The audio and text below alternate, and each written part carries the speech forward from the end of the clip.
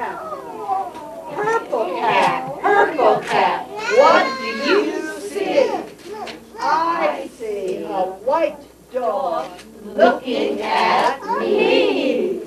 The First Lady treated about 15 toddlers and their parents to the story of Brown Bear, Brown Bear, and in return, flowers of appreciation. Her message was loud and clear. You're never too young or old to read aloud. At a luncheon recently, people at my table were talking about reading to their children, and one woman said to another, "Oh, my son's way too old for that. He's 10. And several of us quickly spoke up and said, "Absolutely not," and we meant it.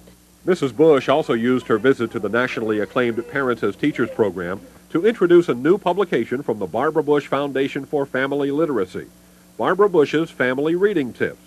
And although the pamphlet's recommendations are not new, the First Lady says the tips can help families with quick reminders of good ideas.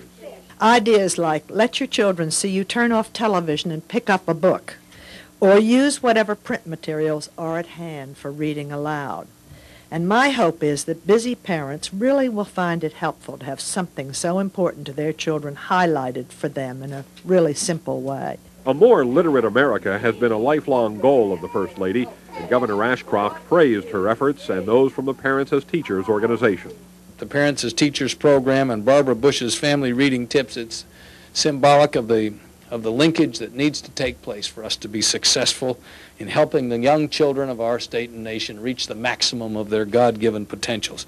Today's visit by Mrs. Bush had a definite impact on the parents, if not the toddlers. But that's exactly what she hopes to accomplish with her foundation's new pamphlet on reading tips, reaching the youngster through the parent, the child's first and best teacher.